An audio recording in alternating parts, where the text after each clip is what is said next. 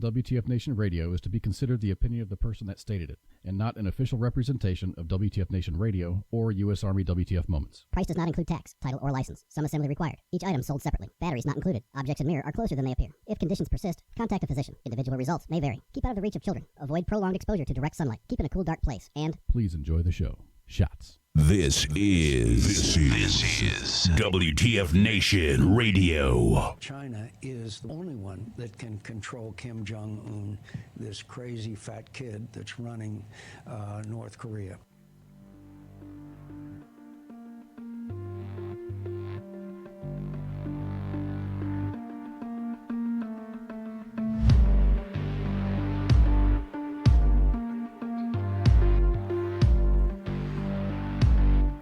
All right, here we are again on another wonderful Sunday afternoon, early evening, on the 29th day of April 2018. Welcome, everybody. This is Kicking It with Kaz, with me, Kaz, your host. And I'm also here with my good buddy Al. How's it going? It's another beautiful day in paradise. Right? Can't complain at all. I don't know, man. You got any rain your side of the world? Rain is all we got right now. we went from 80 degrees on Friday to 52 degrees on Saturday, and rain on and off, and they're saying that that's going to be probably for the next week. It's not necessarily a bad thing. I mean, in your part of the country, I guess, the rain is a common thing. Well, no, everybody actually that's Seattle, but I don't mind it because actually right now we'd be getting snow. Well, there you go. We get snow sometimes all the way into June, so I'm not going to be upset one bit if it's just rain. Yeah, I talked to my parents a little while ago, and they have, what do they have? They had a bunch of, it was like the dying gasps of winter, and they got a bunch of snow and ice, and they really couldn't do anything. So, but they're all that snow's melted off right now, or most of it, and I guess they're starting to enjoy spring. My dad's getting really antsy. He wants to get out and cut the grass. Oh, I can't. Yeah, that's the funny part is because the weather actually kind of lightened up for us in March. I'm looking at probably having to cut my grass in the next week or two. I can't wait to cut grass again. I do like doing yard work. Well, I used to enjoy doing yard work, but with all my health problems, I really can't do them. My son actually helps me with that, thank goodness. My lung power just, all it takes is cutting that fresh grass, and my lung power goes to almost zero. I got you, man. I feel you. But, that's okay. My son, he doesn't mind doing it for me, and we have, I have a sprinkler system, so I don't have to worry about going and setting sprinklers and all that rigmarole. So it's not too bad. Oh, you're balling, dude. Yeah, I've been pretty lucky actually. I've had a lot of nice things happen here and there, and it just always seemed to fit in when it needed to. That's cool. Well, speaking of nice things, you when you pay attention to the news, it's most of what you hear is like bad news and shit. Yeah, tell me about it. And it's it's kind of depressing to some point, and then it just becomes repetitive, and you're just like, man, I don't care anymore, and then you just turn it off. Well, we actually have some good news coming out of Madison, Wisconsin. Really? And this is in the form of a memo written by the chief of police, dated April 27, 2018, to whom it may concern. At the outsets of my remarks, I want to thank you for serving the needs of families who have suffered a loss and require a dignified and thoughtful response when remembering and honoring the passing of someone who has earned the respect and the formality of a rifle salute. Having been at a number of these ceremonies, I can attest to the fact that this is a culminating and worthy tribute to someone who has donned the uniform in service to others. Recently, the mayor's office and the city attorney's office have received inquiries questioning the legalities of rifle salutes, whether they can be conducted within the context of a local funeral home or at a graveside service at one of the city cemeteries. As an officer of the court, I am bound to uphold and abide by the ordinances and laws of the city of Madison and the state of Wisconsin. So I requested a legal advisory from the city attorney's office. There is a Madison General Ordinance 2506 that prohibits the discharge of firearms within the city of Madison. There is no exception carved out for rifle salutes, and the fact that only blanks are used in these events does not alter the effects of this ordinance. However, the ordinance provides that the chief of police may grant a written dispensation to allow the discharge of firearms. As a result, I am committed to maintaining this proud tradition. I am requesting that whenever you host a service where rifle salutes may be anticipated, please notify my office in writing. Email will suffice, at least 48 hours in advance of the planned service. By doing so, I will use my authority as chief to grant authorization, and the ordinance will be satisfied. I regret the additional steps that may impose during your preparations. However, I am resolute in seeing that these hallowed traditions be maintained at all costs, and I am confident that I can defend my position with this procedural cure. Please feel free to contact my office, blah, blah, blah, blah, blah. Signed Chief Michael Koval, who is the Madison Police Department Chief of Police. So good on you, Chief. Hats off to you. That's good for you. That is pretty badass. That's taking a stand, and I know that's got to be rough because even though Wisconsin does have a lot of good places, I know the big cities have their problems with overwhelming, interesting thoughts. Overwhelming snowflakery. There you go. That's an official term. But the fact that he stood up and did that, I mean, that you feel warm about that. That's great that he acknowledges that. Right. I mean, and he explained it. I mean, perfectly. And since he has the authority to grant exceptions to the law, in this case, I think he's doing the right thing. And it's nothing more than a damn firecracker is all it is. Well, exactly. I mean, it's not like you have to worry that guy points the wrong way and is going to hit anything. It's just powder. That's all it is. So good for him, though. I mean, in the world today, as it is, when you've got a bunch of nuts trying to take charge, it's nice every once in a while to see that someone's willing to go against that storm and say, you know what? We have to think a little bit of common sense here. There's got to be. I mean, put a little thought into it. This has been going on for years. Well, yeah. I mean, and if you think about it, okay, he's talking about the local cemeteries. Now, what if they were to even try to? You have to think of who, if they pressed that, and they would have pressed him for that. What would have been their next step? To actually go after federal cemeteries. Yeah, try to do that at Arlington. Exactly. But someone is sitting there going, But no, I'm glad to hear that someone stood up and someone felt strong enough and felt capable enough to do that. Good for you, Chief.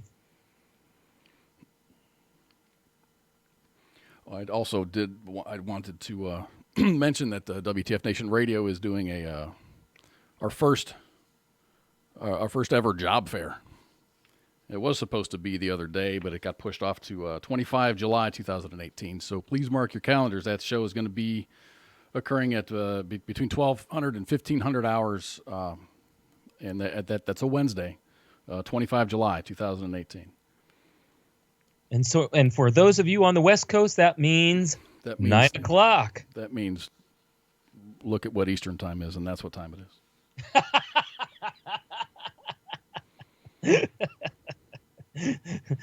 There are still some of us who live over on the west side now. Well, then you do the math.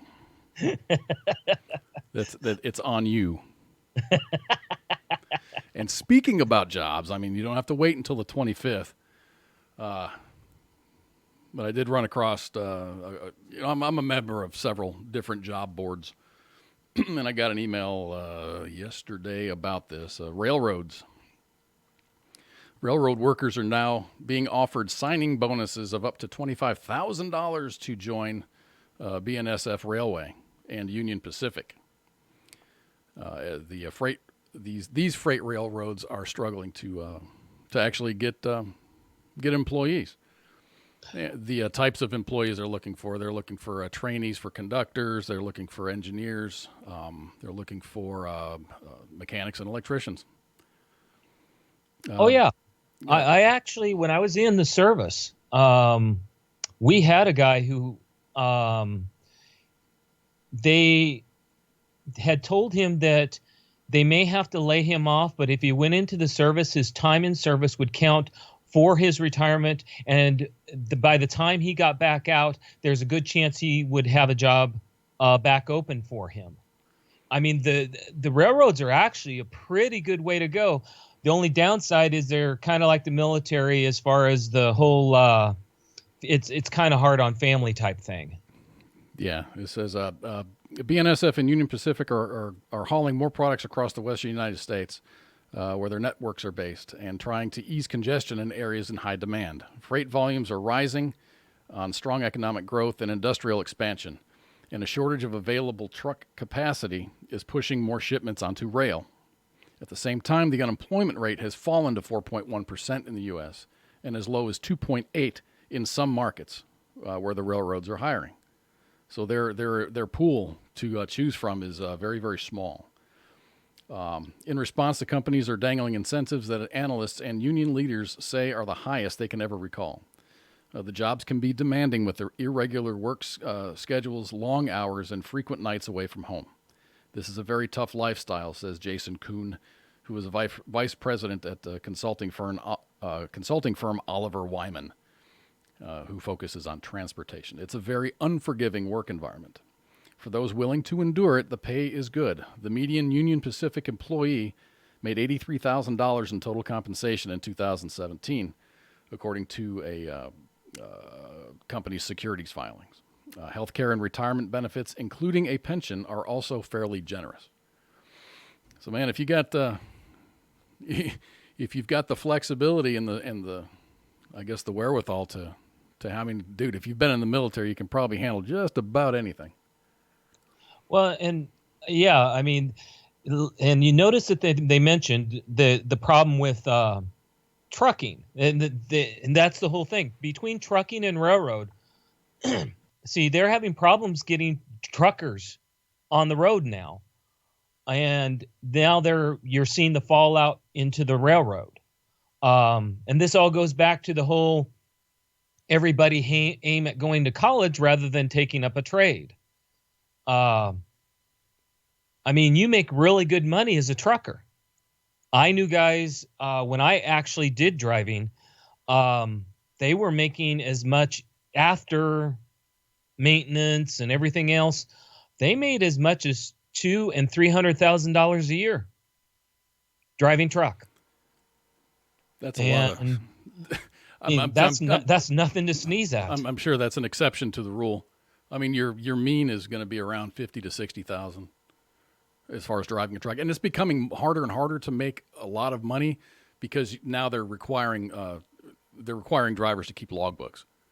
Well, yeah, and that was back when I drove. That was in the early 2000s, and you're right. The rules on the logbooks are getting to the point where they're trying to push you out of keeping a logbook physically and switching over to electronic logbook. And that's where you run out of hours. That's where it actually electronically transfers into, and all of a sudden they know if you're over, even if they don't pull you over. And I mean, I understand the reason they're doing it, because there's a lot of accidents out there. But at the same time, that's just, again, depending on the way you fall on that, that's government getting in your business. Right, and I would say, I would go so far as to say that a lot of those accidents aren't caused by truckers. I think they're caused by other vehicles, cars. Oh, I can attest to that. I actually had in my truck, I had an exhaust brake, and all I was doing was pulling RVs, so not as heavy as a trucker. But people still don't realize when they cut you off and then they hit their brakes, you don't have the braking power that a normal vehicle does. And I can't tell you how many times I had to not only hit my brakes, I had to hit my emergency brake and my exhaust brake and my trailer brake just to keep from hitting someone. That's crazy, man. Because I right across the street from where I live is a gas station. Right next to that gas station is the DMV, is one of the DMV offices here in Fort Worth. They just built a facility where they do like bus inspections and semi inspections and trailer inspections. And there's also a those rent this truck, to get your class whatever license. What is it? Class A. Class A license. So, Yeah. and I see these trucks pulling in and out all the time of these guys that are trying to get their license. Oh yeah. Depending on what state you live in, and this is the sad part about it. Depending on what state you live in, like here where I live in Washington State, it'll cost you $5,000 to get your license, even if you're trained. If you're already trained, it costs you $5,000. So let's just say, for instance, I had a Class A license here in Texas, and I'm like, dude, I want to be Al's next door neighbor and drive a truck out of Washington State. I'm gonna have to pay another $5,000 just to get a license in Washington State. There's exceptions in transfer. Okay. Because you already have the license, you're going to pay about $1,000. Jeez. Oh yeah. See, different states, like in Oregon, is completely different. You can have no training whatsoever on a truck and go through, and for about $1,000, you can be trained and get your license for just $1,000 without any formal training. You have to go through training to get it. Yeah, without formal training. In other words, if you walk in right now, you who have never touched a big rig, in 1 month and $1,000 later, you can have your license. Wow. It's not a bad deal. No. But here in Washington State, you can have training. You could have already been riding with someone. He could have taught you everything. You could have gone through the book. You could be 100% prepared, and you're still going to have to go through the Washington State class and pay $5,000. And that's not including picking up the extras for things like hazard and all the different sign-offs. Oh, all the certifications, like yeah. Okay. Those cost anywhere from $500 to $1,000 per extra. So they don't make. I mean, these places, some states don't make it easy, and they don't realize they're hurting their own commerce. I wonder if it's different in those areas. States like Montana or Colorado or Washington or Oregon that have mountainous terrain where you actually, you can't come from Nevada and successfully negotiate the roads in a big rig in the mountains without some good practice. Well, believe it or not, it really doesn't have anything to do with that. It has everything to do with the politics. The price of getting that license is according to the politicians and what they feel. It has nothing to do with the police. Here in Washington State, if you want to get your driver's license, and say, or I should say, if your daughter wants to go get her driver's license, she has to actually go through a school to get her driver's license because they no longer offer. There's no reciprocity with other states? Huh? There's no reciprocity with other states? I mean, if you're a licensed driver? In other words, if your daughter didn't have a driver's license. I understand. Okay. So she has to actually go through a driving school, and she because they no longer do the driver's test. The state does it. They actually contract out to the schools to do that part of it. Yeah, my both of my kids went through driver's training through school, and then they also had an option to log hours. You know, because they have to spend, you know, it's like a 6 months. It's like a junior license. Yeah. Before they are fully licensed to drive, they have to log a certain amount of hours. But rather than pay for that, I just took them out driving everywhere I went. You know, taking them to the grocery store or to dance class or whatever. Throw them the keys. Let's go. Well, and see, that's where I wouldn't have minded something like that. But they actually, because of the state of Washington decided they don't want to have to pay for DMV people to go on drive-alongs, they made it so that schools do the driving part. I see. So you have to, at the minimum, you're going to have to pay to actually have your kid go for the driver's portion. So you pay $500 or $600 and send them to an actual driving school. Yes. Yeah. What reason did this come about? Well, it's one way that more than likely, nobody can give a good reason other than the politicians decided it was in the economy's best interest to privatize it. Whatever. Yeah, but getting back on the story, yeah, getting railroad, that doesn't surprise me because they're having a hard time getting truckers because nobody wants to be on the road away from their family. Well, railroad, it's the same thing. They're on the road away from the family. But I'll tell you what, the railroad has great benefits. I mean, spectacular benefits. Yeah, it says they offer very like a pension and pension, retirement benefits, health care. This buddy of mine, he said that the benefit, they don't actually, if you sign into the union with them, he said in some railroads you don't actually have to pay Social Security because they actually give you a better benefit package than Social Security, and it's guaranteed.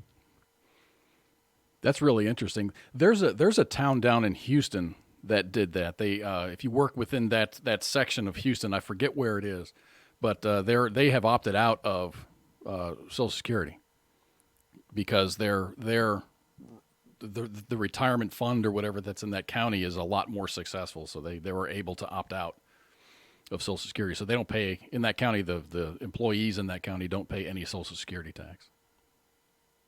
Wow. That's, I mean, when you get someone like a union or a metro that's that confident in their ability to make sure that they can provide a pension. No, I'm not sure if that's the entire. I don't think it's the entire city of Houston. I think it's just a small section of Houston. Oh like yeah, that. I understand. There are parts of Houston that are just wonderful. I mean, they're upper middle class, and it's just awesome. So I guess they're doing it right. without the government's help. Well, yeah, and that it's nice to see that places can do that Yeah. and have that kind of economic confidence. Speaking of the government,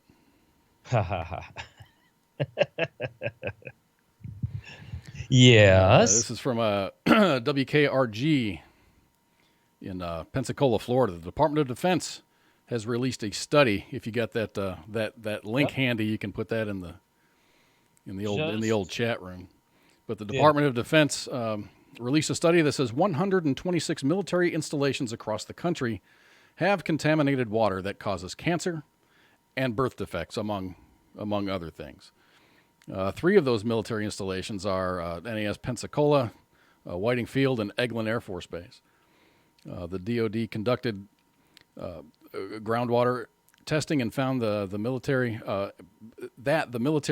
private and public drinking water systems could pose a threat. In the study, the DoD states it's a priority to protect personnel living and working on these properties and the surrounding communities. The DoD says that addressing the cleanup responsibility and looking to lower the levels of contaminated water.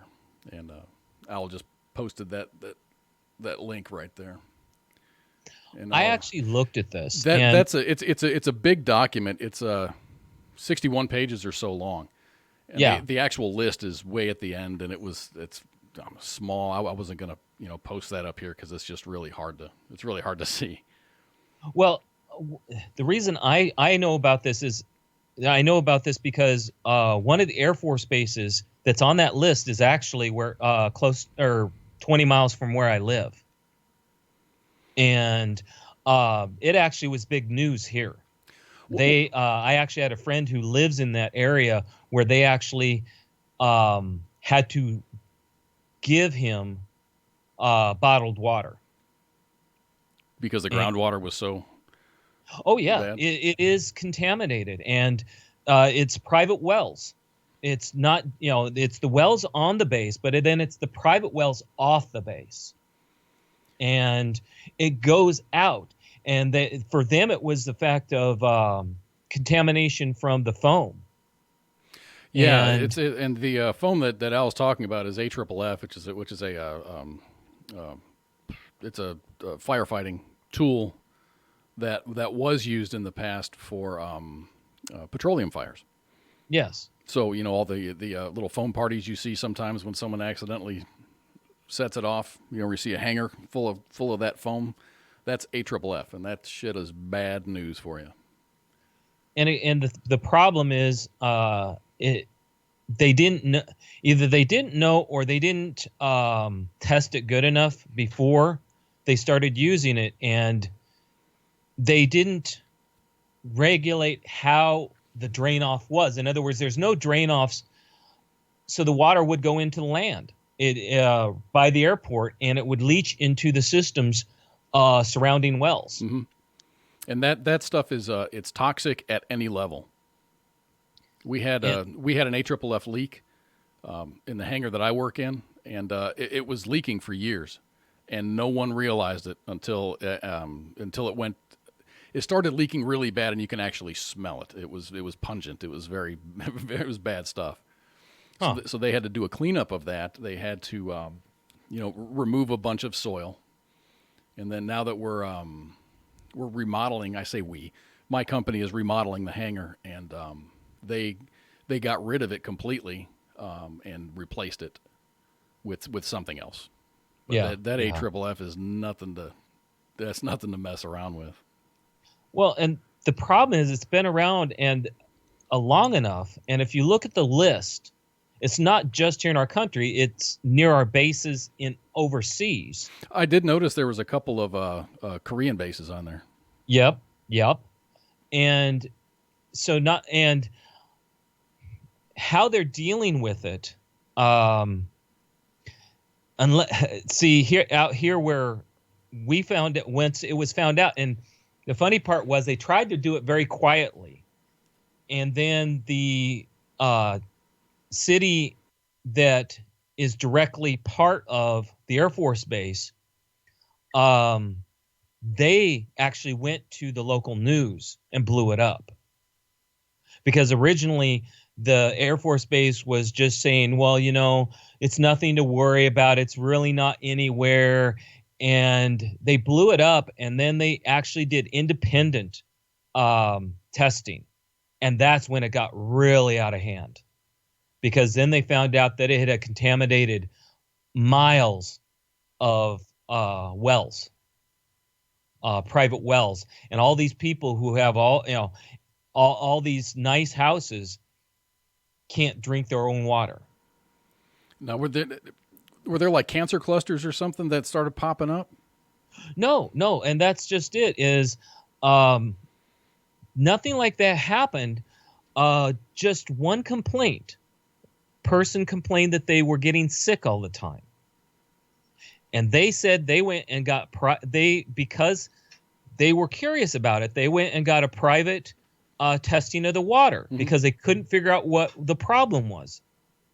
They were having immune system problems, and when they tested the water, they found that agent in it, and it's not like they could sit there and say, well, I spray that stuff around my place all the time. So they said, okay, where'd it come from? Well, everybody, anybody with any kind of understanding about airplanes knows that if there's a fire or if there's a problem with, with petroleum products, what do they use? So they went ahead and they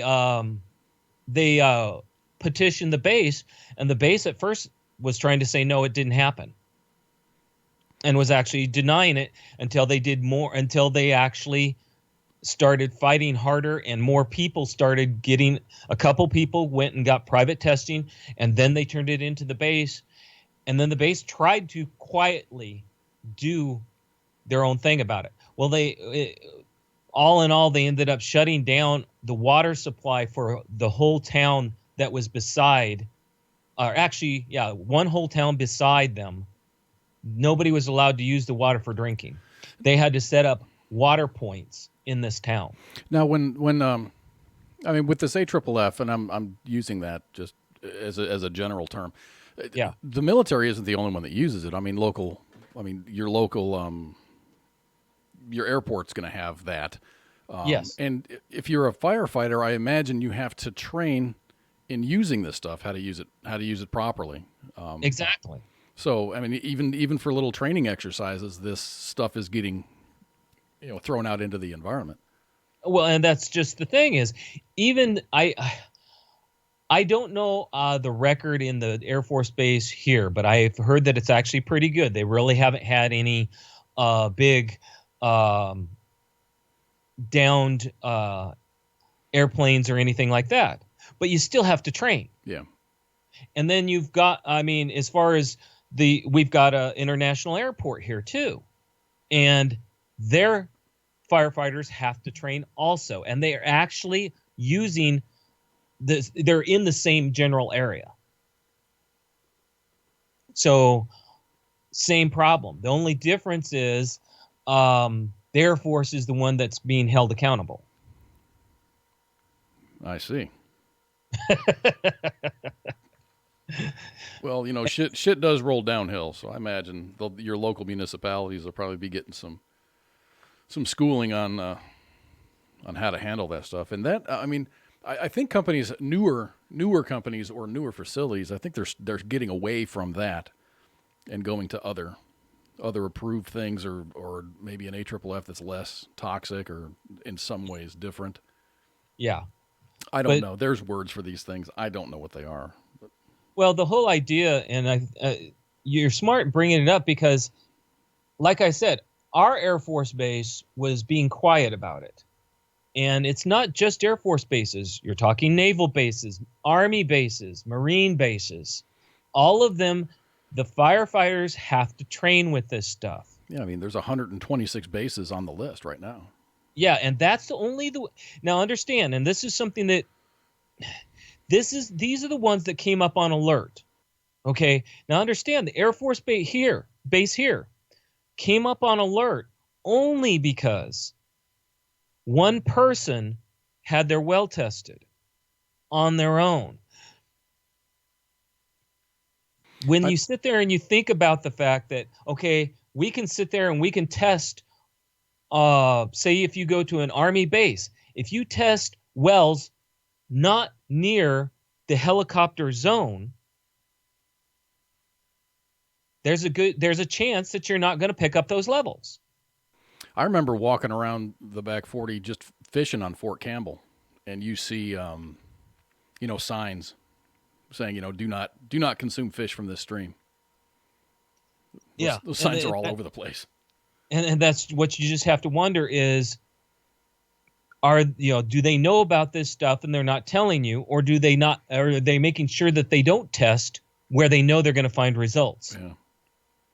So it's smart to be aware. If there's any kind of aircraft that's on a base near you, they have to train. So be aware.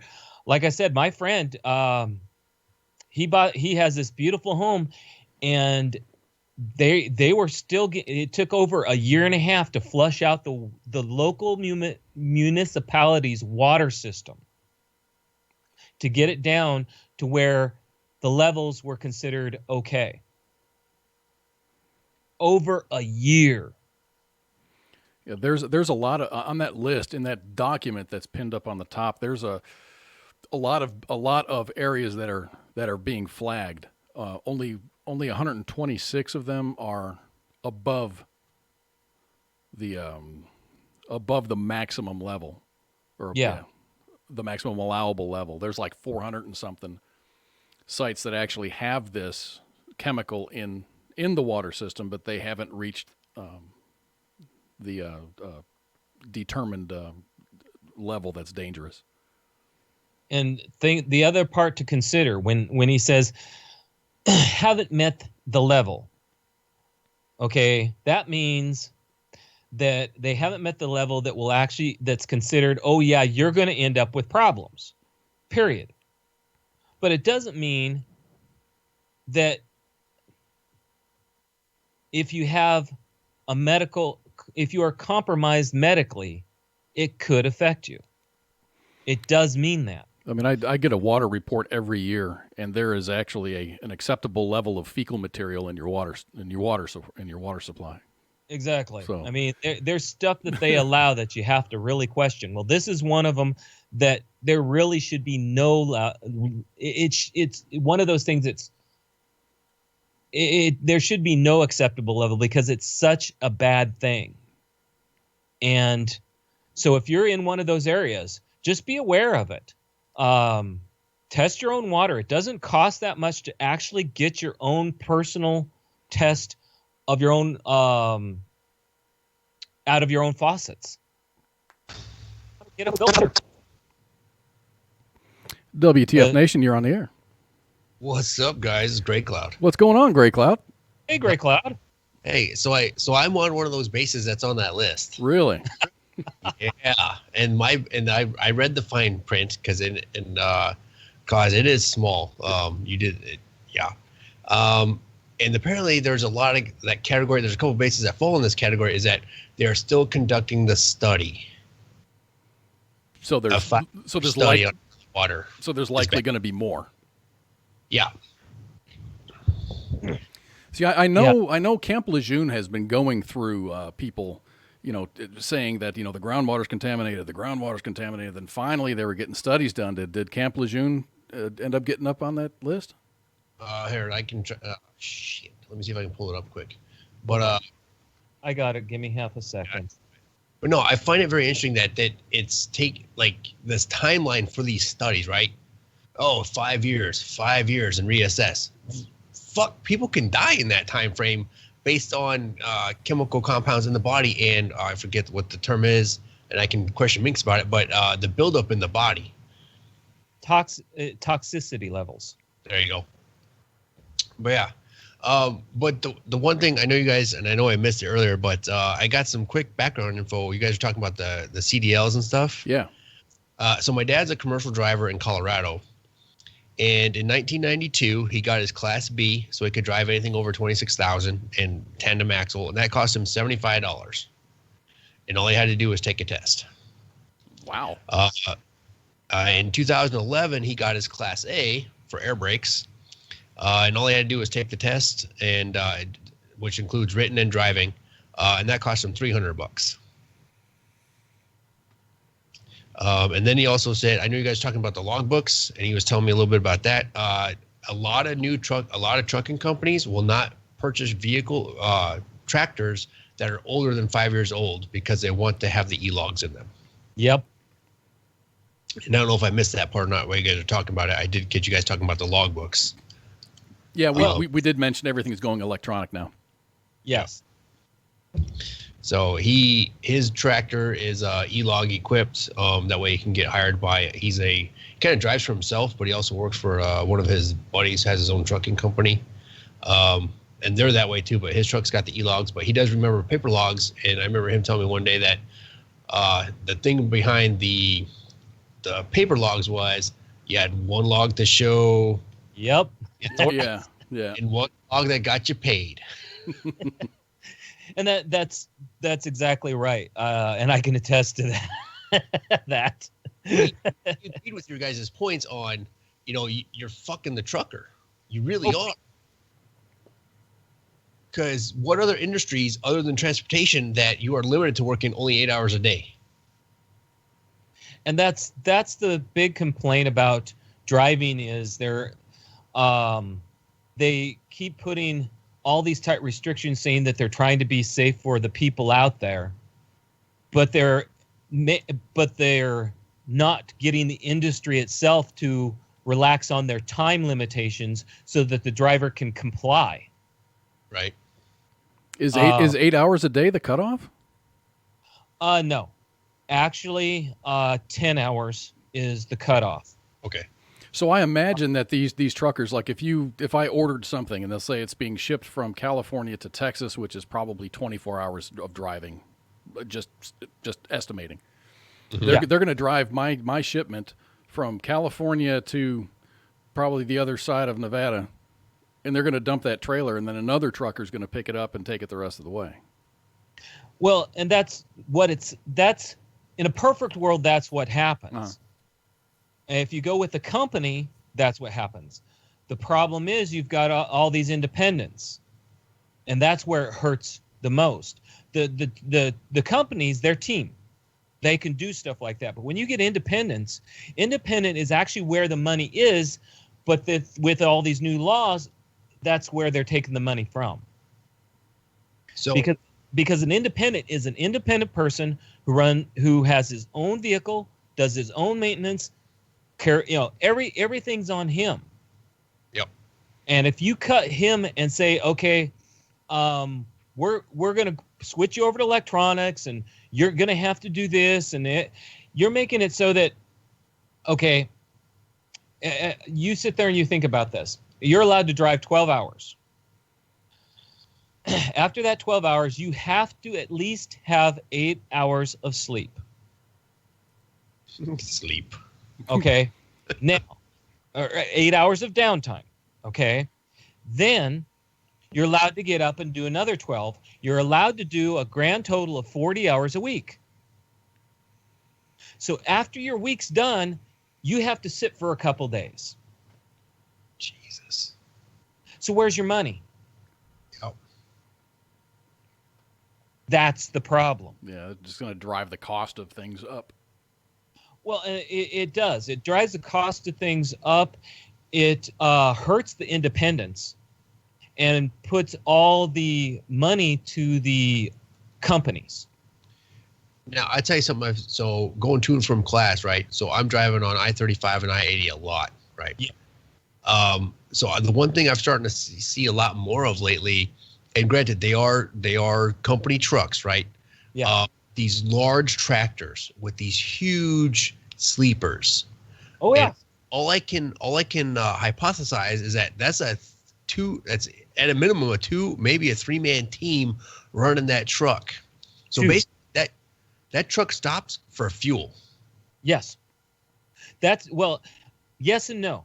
Depending on how the team is set. If they both are CDL carriers, And depending on what state you are from and everything else, it gets kind of weird. Right. They allow you more time on the road, but you still have to shut down for a certain amount of time. But you're right. You do have more time and road time, and it gains you more hours for the week.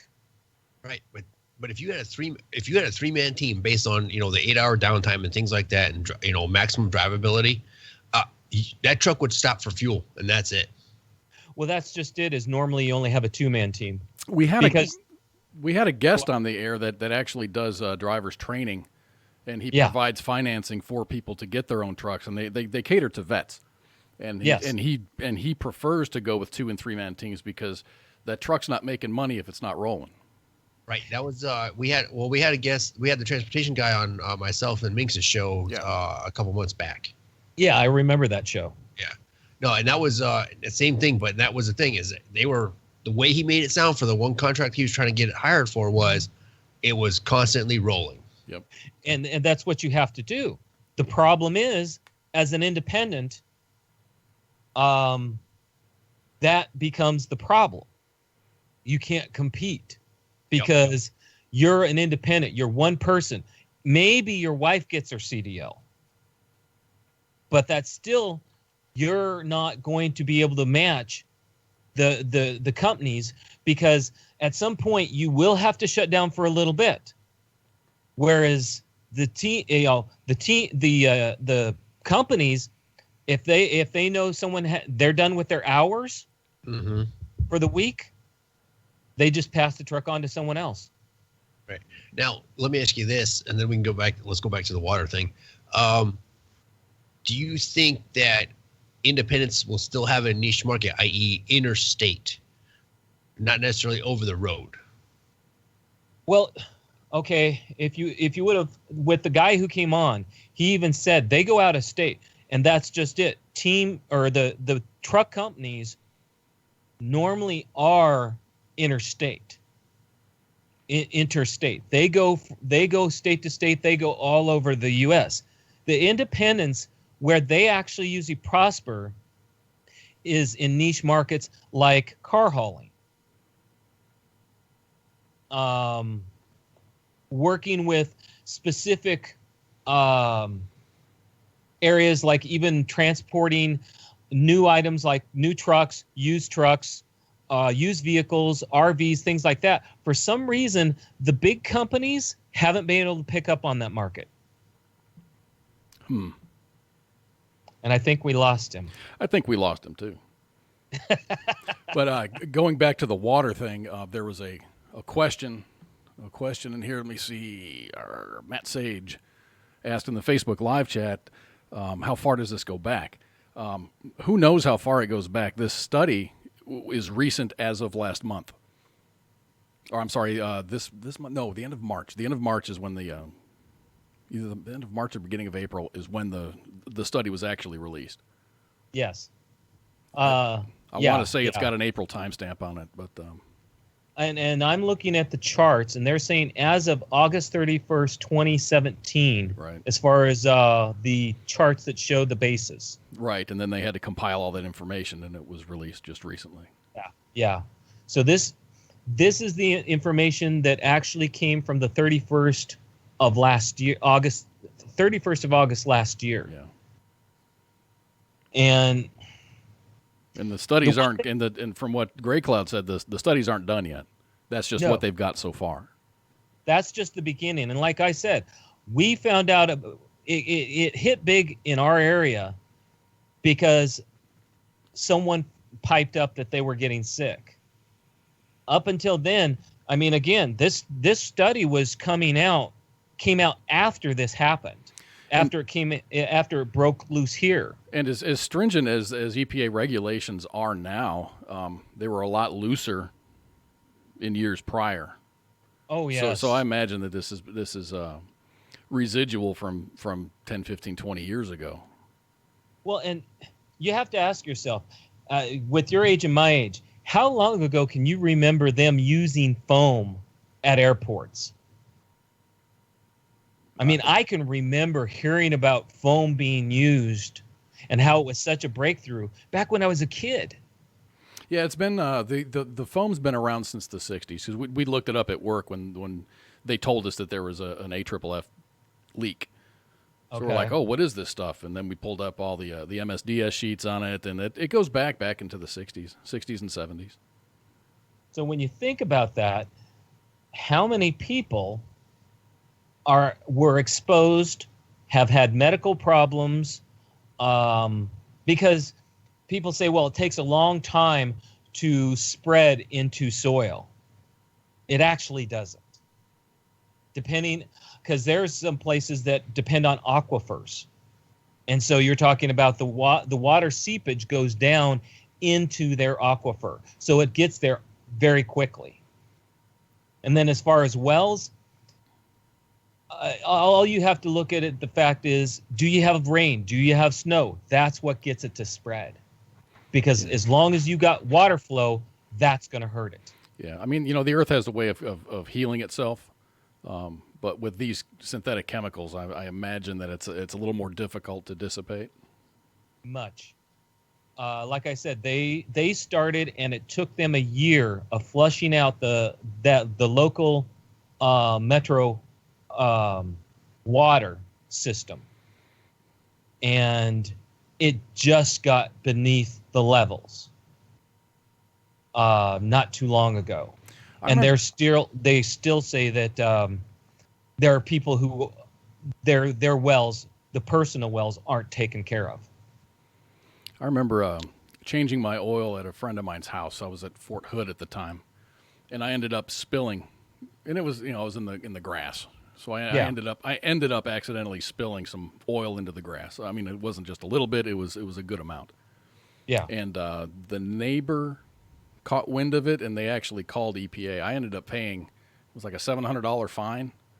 And, wow. and that covered them coming, and they had to, let's just say the spot was as big as like a medium-sized pizza. They dug down like 3 feet. It was like, a 3-foot area around that spot, 3 feet on either side, and then down 3 feet. And then they replaced the soil. And that's what I had to pay for. That's kind of what they have to do. People don't understand when something goes into the ground that's liquid, it doesn't just it's not absorbed. It's going to keep spreading and keep spreading and keep spreading and going down. With the different things that we put out there, the different contaminants, each one spreads differently. Here in Washington State, you have the Hanford nuclear site, and the contamination that they're still cleaning up there. You learn about contamination. Yeah, I imagine that dirty water from a reactor is probably hard to combat. Well, there's dirt. You're looking at the coolant water that's contaminated. The fact that they've got to keep the pool for the coolant water secure. The fact that they actually have caverns for the rods up there. Plus, they've had some leakages here and there that have actually caused contamination surrounding soil. And all that's in just that area. It's funny. When I lived in Wisconsin, there was I think it was Two Rivers nuclear power plant. Okay. Up near Manitowoc that you would go fishing in because the water was always warm because they had the water that they used to cool. The water that they used for cooling was ejected back out into the lake, Lake Michigan. Oh. It wasn't radioactive or anything, according to them, but we would go fishing there because you'd be able to catch big ass fish because the water was warm all the time. Yeah, and it was it wasn't like a drip. It was like a gush coming out of this tube that was probably 5 feet in diameter. That had it was gushing, dude, and we would go swimming in that water because it was warm. Mm-hmm. It wasn't cold like the Lake Michigan water. It was a very good temperature, and this water would be rushing out. So the goal was, you hold on to the grate that covers this tube, and you hold on for as long as you can, and then when you get tired, you just let go, and then the water washes you downstream, and then you get up, and the next guy goes. Well, speaking of contamination, I actually have a story on that. Have you ever heard of Henry David Thoreau? Henry David Thoreau. Thoreau. Okay. Have you ever heard of him? Yes. For those of you who haven't, he was famous for his work on Golden Pond. And the Walden Pond that he had made famous in his writings in Concord, Massachusetts, is now considered contaminated, and get this, from tourists peeing in the pond. Get out. No joke. This is Well, so it really is Golden Pond. Exactly.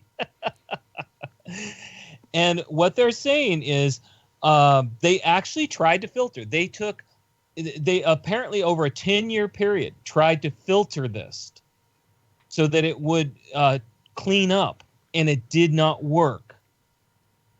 More than half of the summer phosphorus budget of the lake may now be attributed to urine released by swimmers. Well, I don't have any words. I think about that, and I mean, this is supposed to be a big tourist attraction. It's even got a statue of him, and it's supposed to be this pristine pond in the late 1800s that people would just very few people knew about, and he made it famous. I think that's kind of funny because now they're gonna have to go and get signs made. Please don't pee in the Golden Pond. Exactly.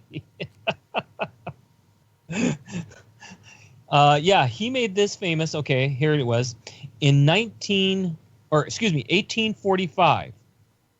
He lived there for 2 years, 2 months, and 2 days, starting in 1945. And the pond's nitrogen and phosphorus levels were found to be so high that it's considered contaminated. I imagine that pond would clean itself. You would think so. You really would. But because there's too many tourists, and now here's the thing: it's a pond. Yeah, it's not like there's a stream and a. Exactly, it's not a freshwater. It doesn't have a flow or flow out, so it only has what is in it, what rains in it, and what is poured in it. Or peed in it. Or peed in it. Well, I guess I'll scratch on Golden Pond off of my bucket list then. There you go. At least until it gets cleaned up a little bit. Well, I thought I'd put that in there real quick before our break. We're right at the top of the hour. Well, cool. This is going to be a short break. It's only going to be, I don't know, 6 minutes, 6.5 minutes, about 7 minutes. So, get up, stretch your legs, get yourself another beverage, go take the dog out, do whatever you do for 7 minutes, but be sure to come back because we're going to talk about some manly stuff right here after the break on WTF Nation Radio. We'll be back. Shots. This is Eric Stolhansky, and you're listening to WTF Nation Radio. The voice of U.S. Army, WTF Moments. This is WTF Nation Radio. And we are back. Back for the attack. on WTF Nation Radio. This is Kicking It with Kaz, and I am he who is called Kaz. And I'm here with Mr. Owl.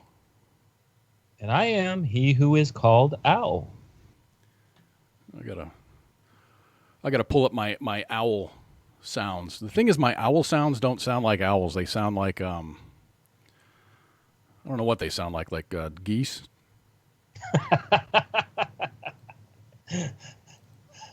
Well, it's okay. Well, I'm sure you'll get there. ICE managed to find a couple. I did get a couple from J Ready that actually sound like owls. But hey, anyway, I played them a little bit, and that's my owl sound. So, and this is kind of disappointing to, it's disappointing to report, but it's Austin, so I get it, I understand it.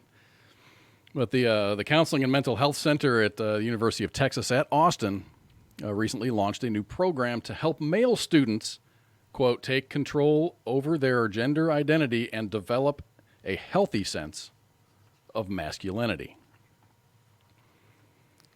So I actually saw that. So treating masculinity as if it were a mental health crisis.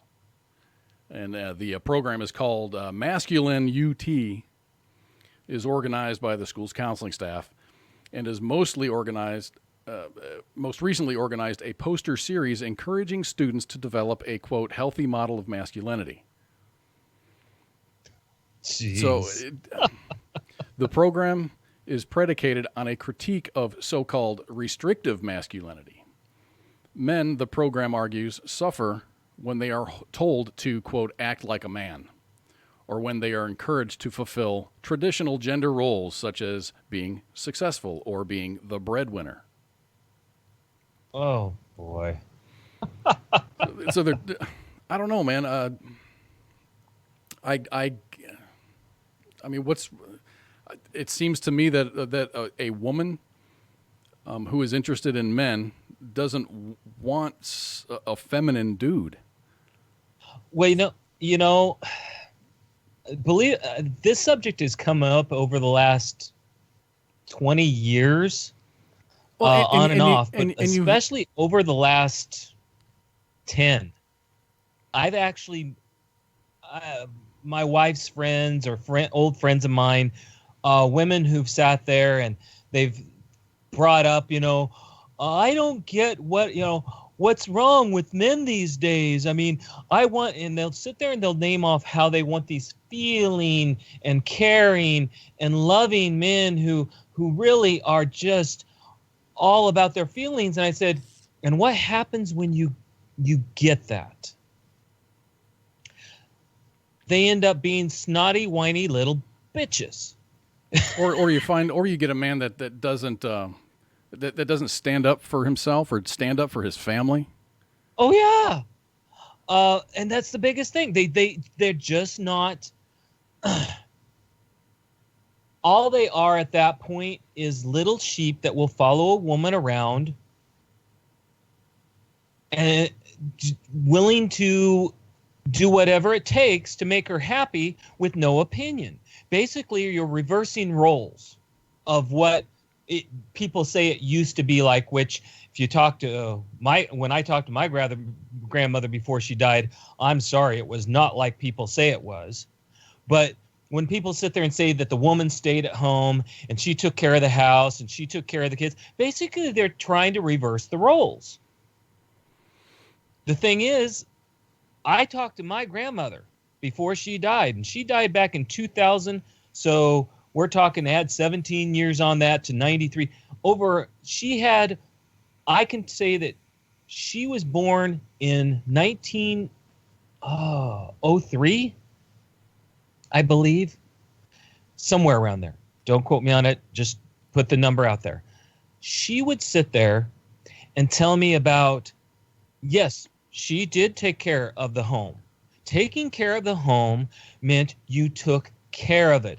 You cleaned it. You repaired it. You took care of the lawn. The kids, You were there for them. You went and picked them up. You did what it took to be there for them, and you were there as their parent. You were there to help get them ready for life.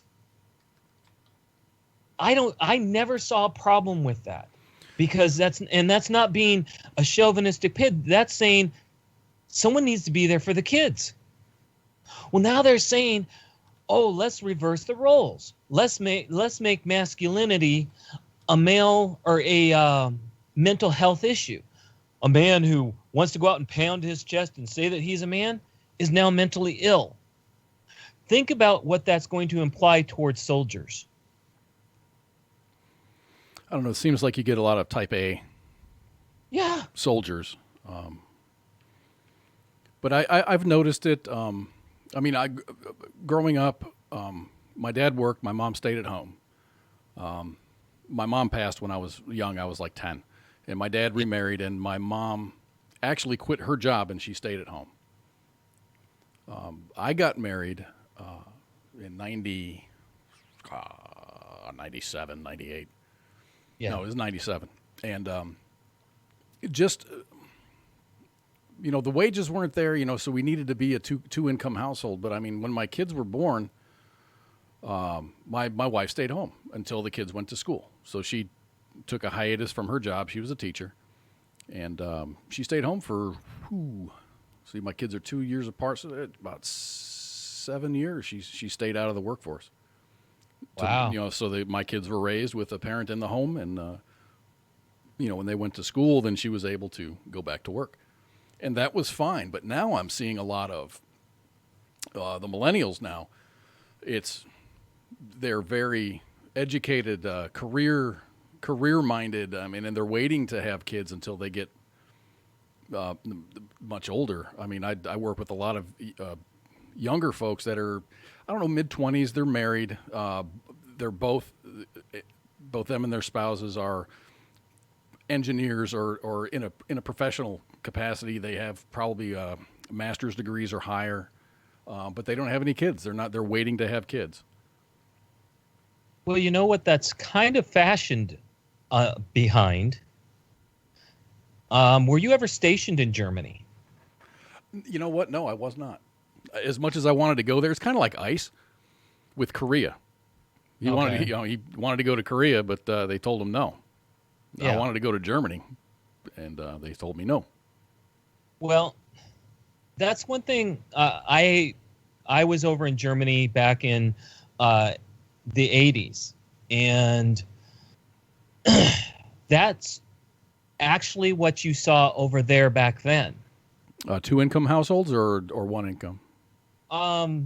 You saw, well, when you were talking about kids, parents were putting off having kids until their 30s because of their own goals and wanting to have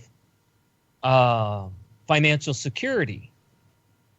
And it was always, then it was a matter of, okay, which parent would take the time off when the kid was born? And you didn't see just the women. It was the men. It was the one who had the lesser income. But you saw very few teenage pregnancies and very few pregnancies even in 20s. It started more in the 30s. Yeah, I waited. My wife and I waited till. I think I was 27. She's 26. I was 27 when we had our first kid. And see, that would have actually been early for over in Europe. Yeah, we're just waiting. And the time is never right. We were living in an apartment, and then we're like, hey, let's buy a house. And I don't know if we have enough money or if we can afford the house. And then she's like, we're never going to be ready. Exactly. And let's try to have kids. Oh, we need to wait. We need, you're never going to be ready. Just do it. Well, and with what you were talking about with the whole masculinity thing, masculinity being a disease, that's their way of attacking men who are not succumbing to PC. men who are rednecks, men who live in Texas, who live in Oklahoma. In other words, guys who are taught to go out and have fun, to get rowdy, to go out and with their buddies and jump in a back of a truck and go 4-by-in and shoot at shit. Okay, they're trying to make it a mental disease. Yeah, in the article they say, though you might enjoy, quote, taking care of people or being active, Masculine UT warns that many of these attributes are actually dangerous, claiming that traditional ideas of masculinity place men into rigid or restrictive boxes, which prevent them from developing their own emotional maturity. If you are a male student at UT reading this right now, we hope that learning about this helps you not feel guilty about having participated in these definitions of masculinity, and instead feel empowered to break the cycle. The program is currently without leadership, but not for long. The school is in the process of hiring a, check this job title out, Healthy Masculinities Coordinator. Oh, God. To run the program. And a school official tells the media that some hopeful hirees are interviewing for the position later this week. Okay, here's the bet. The person they hire, gay, transgender, a militant feminist, or a lesbian. or all the above. Or all the above. And I've got, if you want to be that's freaking great, but don't blame an entire side of humanity because they like to go out and watch MMA matches or go hunting or, going out and having a couple beers with the guys on the weekend or having a barbecue or, fighting back when they're getting, potentially screwed, with a business deal or, getting charged too much for a car. You just don't roll over on that. It's going to take some nuts, man. You got to stand up for yourself or else you're going to get run over. Well, but that's the whole point. And this, I don't like being negative, but this goes back to socialism and globalism. Trying to, even though Trump has won, even though Clinton has lost, they're not, the agenda of globalism and socialism has not stopped. And this may sound like, well, how can this be part of socialism? That was going to be my question. I wanted you to connect the dots on that. Okay. It is actually a very simple connection. The more you delegitimize and the more you take away identity, the more you legitimize the few and the more you delegitimize the many, and you make the many feel inadequate or like they need to keep their mouths shut or they need to stop doing things that make them feel like they are. And it starts with just saying, okay, there's a study. And then it's, well, maybe we need to start watching this. And then it's, we need to start teaching this in schools. And let's start in elementary school. It does start fairly young because I've noticed, my kids bringing kids over for whatever, a birthday party or just, to hang out, watch movies, have a sleepover or whatever. Some of the boys that would come over were almost as girly. Some of them were almost as girly as the girls were. I've got two daughters. And that's just it. Okay. It started back in the 70s. And everybody sat there. And if you think back, and I was actually listening to the radio, and he said, and he brought up a valid point. It used to be we would laugh at these people running around talking about socialism and the good points about it. And we all laughed about it and say, you don't know what you're talking about and it'll never happen. But they were smart enough to implant people, make them teachers, professors. Start out with professors because who teaches the teachers? And yeah, I do believe that. I think that I haven't been to every university. My ex-wife used to be or she is a college professor. Yeah. And but she's also very, very conservative and very right wing. Just her having and us having a difficult time socially with some of the some of the other professors would have a barbecue or whatever and get everybody together. The politics comes up. I was living in Ohio at the time, and it was a swing state, so there was a lot of political talk. Yeah. Obama came to the state. Romney came to the state. There was a lot of, and it's a red state, but dude, I'm telling you, Cincinnati and Cleveland turned that state blue. And a lot of big cities. these university professors are very, very left wing, and yes. that's just putting it mildly. Some of them go off into the socialism side of things, and it's hard. You can't speak your mind without putting your own position in jeopardy. My wife wasn't tenured at the time, so she had to dance the dance. She had to kind of conform until she did get tenured. And even after she got tenured, she had her own department, and things were just looking good for her. She's like, I've had enough. Because, you can't live that fake life. No. Running around every day and just, not being able to say what you're really thinking. And her politics came out in the way that she taught her classes. And she's a psychologist. So it was very... a very personal responsibility. You make decisions, and there's consequences for those decisions, and you need to suffer those consequences, whether they're good consequences or bad consequences. So it was the personal responsibility thing rather than a social justice type thing.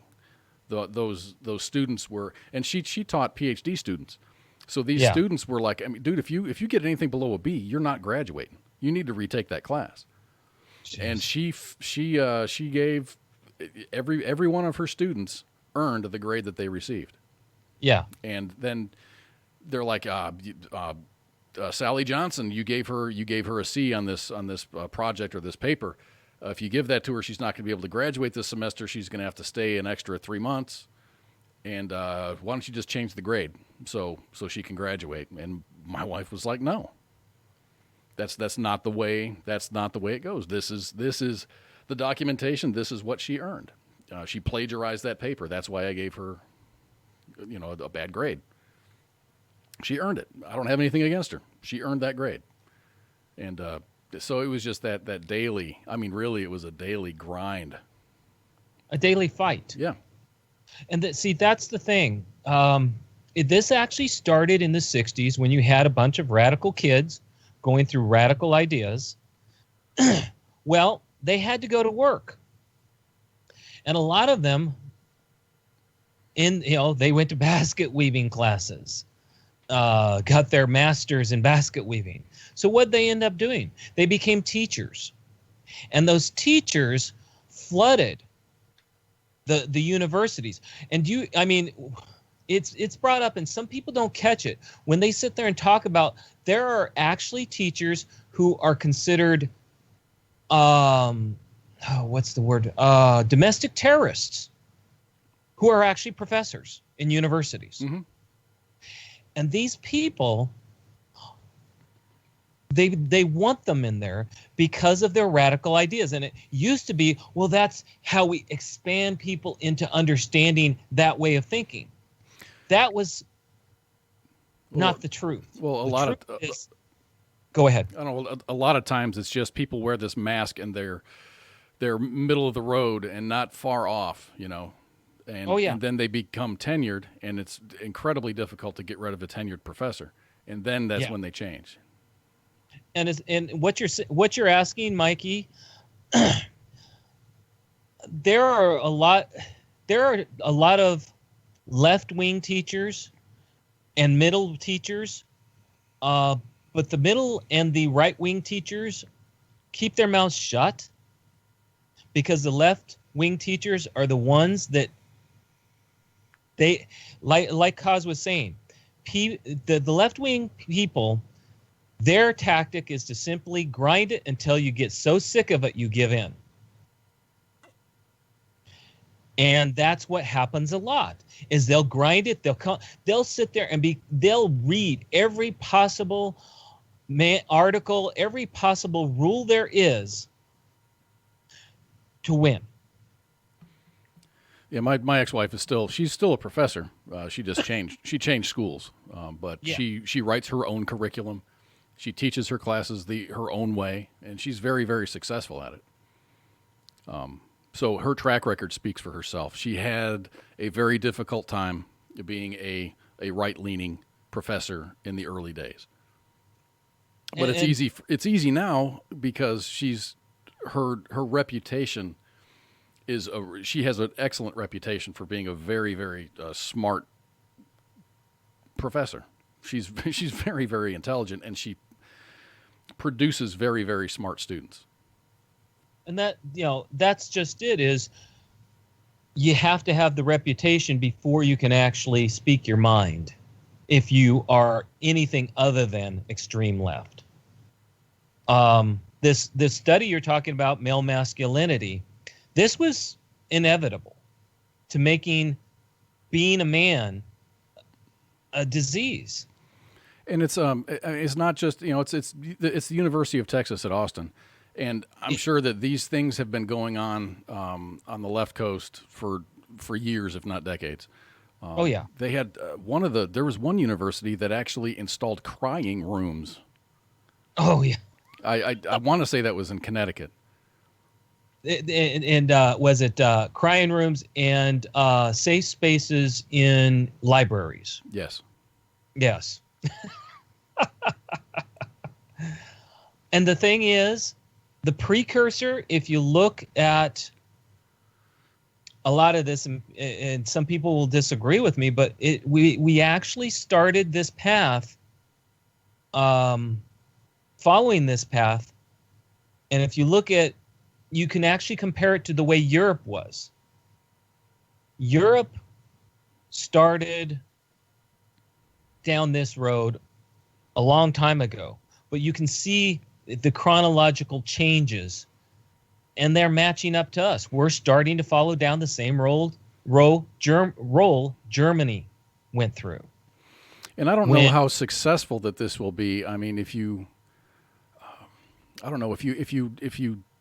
change, I mean, it's hard to put this into words. You have these kids, and I say kids, these young adults in college right now, doing these things, and things are being handed to them, and it's like with little effort they're achieving these degrees for whatever, just name it. I'm gonna set aside maybe the medical field because that's very important. Pilots and there's very, very important lawyers. Those are, you really need to pay attention in college. But all these other degrees, I mean, it's just you make it really, really easy to get these degrees, and then they get out into the workforce, and the workforce hasn't followed suit. The workforce is now such that if you don't perform, you're gone. So so you go through college, having this little cakewalk, but then you take that interpretive dance degree or whatever degree that's not really marketable in society right now. Sure, there's a need for it, but dude, you're not going to make six figures.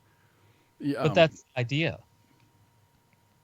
If you make people to where they have worthless degrees, and they end up falling to the point where they can't sustain their life on their own, what do you end up making? I think you get paid what you're worth in the workforce.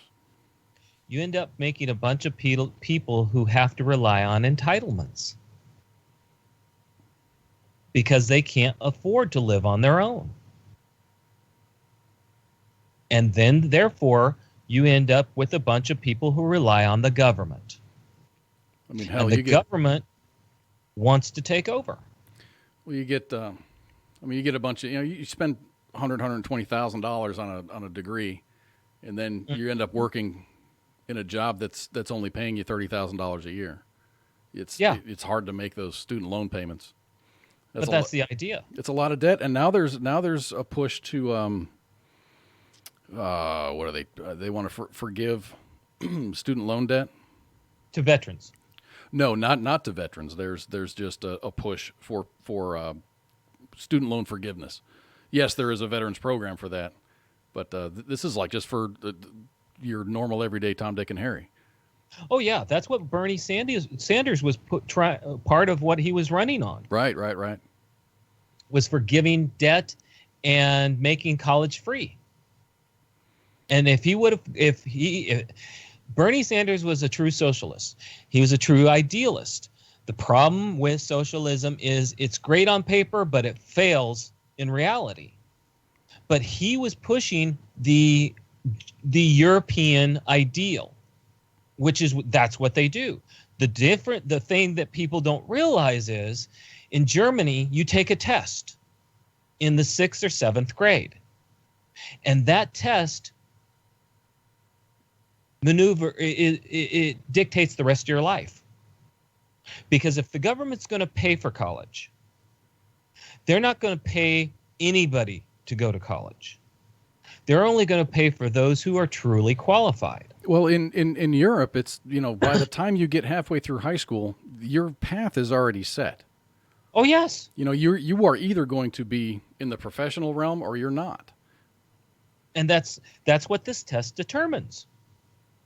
They start in the 6th or 7th grade. I don't know about you, but in the 6th or 7th grade, I wasn't ready for such a test. I didn't care about it. I look forward to the weekends when I was that old. Exactly. But there, at that point, when you take that test, your life has been determined. You will either go the way of professionals in college, or you will become a manual laborer. And that's it. Because if the government's going to pay for it, the government's going to have to justify it. That's why I'm really a big fan of trade schools. I am too. I mean, because trade schools really aren't. I mean, some of them can be spendy, but you go and you learn how to weld, or you learn how to you learn how to build shit, learn how to put ships together. Those are good, honest jobs that that pay a lot of money. Oh yeah. Well, my wife, her boss, he's a big time producer in insurance. He knows construction companies. They will sit there and come to the insurance company and ask, is there anybody who knows a bunch of veterans? Because they know that we're loyal and that we're willing to learn and we're willing to do blue collar work. They say within 5 years, you will be making $80,000 or better easily. And just starting with no training. They'll train you. Because people don't stick around. People think that they're better than it. Cedeno brings out a good point. He's like, who are you going to vote for? Are you going to vote for someone who's going to give you free shit? Or are you going to vote for someone who's going to make you work for it? Well, and that's just it. Fortunately, smarter minds have prevailed in this case. Bernie was all out there giving, wanting to give away free college and, forgive this debt and that debt. And, here's all this free crap. But the smarter people said, where is that going to come from? If you do that, I mean, look at the amount of student loan debt there is. If you just erase that, someone's not getting paid. Your professors need to be paid. The saying goes, nothing in life is free. If it says it's free, someone is going to be paying for it. Yeah, and it always comes around. There is nothing is free. Exactly. Someone paid for it down the line somewhere. And that's and we kind of gotten off track of what we were talking about, but that's kind of where this is all going. When you start tearing men apart, taking away masculinity. See, they realized who was the people that voted for Trump. It was the guys who worked their ass off. It was the guys who wanted to be able to provide. It was the guys who did blue collar work. Mm-hmm. They wanted the jobs. What was that? It was like the Joe the plumber guys. Exactly. Alex Furtado in the Facebook live chat says, I don't think you guys understand the point. The mature masculine is assertive. but emotionally aware as well. It's not a role reversal. It's more about finding a healthy model for the male role. An example of toxic masculinity would be someone who is, I got to expand this, is someone who is cold, unemotional, impulsive, and stubborn because they thought that that's what a man is. It's okay to have emotions and to be a male. Thus, the thesis of mental health programs like this. Such traits of toxic masculinity can be very limiting to a person and negatively affect their lives. And I tend to agree with that. I mean, you don't need the Eddie Haskells out there. And I'll go with that. Okay, fine. Yeah. Okay, let's talk. If you want to talk about male masculinity going to the extreme of the guy who will beat his wife. Oh, hold on a minute. I've dated myself there. Eddie Haskell was the bully kid in Leave It to Beaver, which was a very, very, very old television show. I caught that, but I was going to leave it alone. and you're right. Okay. But the problem is you can't, if you start going after roles, okay, then let's go at, what about women? See, again, you got to balance this. Okay, you're going to have, and excuse my language, you're going to have assholes on either side of the spectrum. The fact that they're going after male masculinity and making it sound like a mental illness, and that it's not a mental illness. It really isn't a mental illness. What it comes down to is it is learned behavior, because that's what were taught. It can be, that comes back to good parental standards. If we have parents who are parents, who are good role models, you don't end up with these problems. We had less problems with people like that back, 40, 50 years ago. And people will say, oh, my dad, we always heard about beatings and stuff like this. You know what? You heard about beatings because they were the few. They were the exception, not the rule. Yep. I mean, I guess we'll see where this goes. Yeah. I know it's been brewing for a little bit. It'll be interesting because this just seems to be staying in the universities. For now. It really hasn't, at least not in my field. It hasn't really escaped into my workplace yet. I imagine that it may come, but I mean, folks who get results are the people that are going to succeed. So exactly. I guess we'll see where that goes. I was going to do a story about the German submarine, but I'm going to put that off until next week. But I'll give you something from Germany just for fun. Okay. German police were called in on a false alarm. It's called 50 Shades of Nachstadt. German police were rushed to an apartment in southwest town of Neustadt after receiving a call about suspected domestic violence, only to barge into a voluntary class on Japanese bondage. Oh, gosh.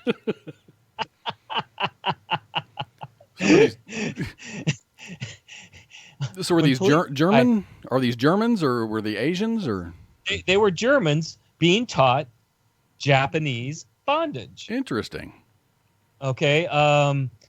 When the police arrived, they instead found the tenant, a teacher of Japanese shibari, instructing a couple in basics of erotic bondage.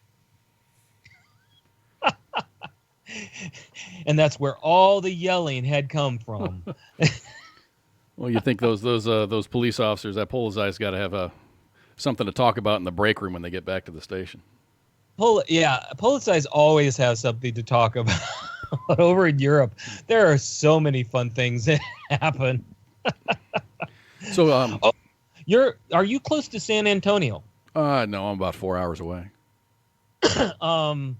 Well, if we know of anybody in San Antonio, On the 5th of May of this year, the first Bear Knee, a 0.5K scheduled run, is going to be in San Antonio.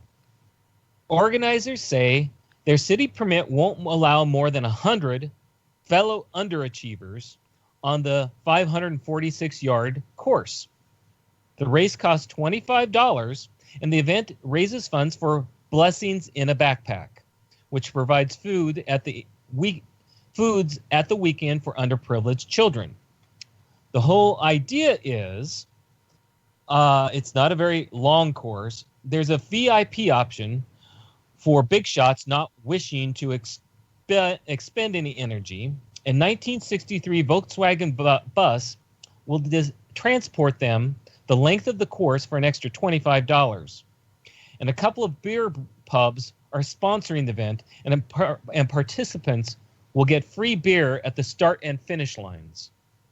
What's the point of the race?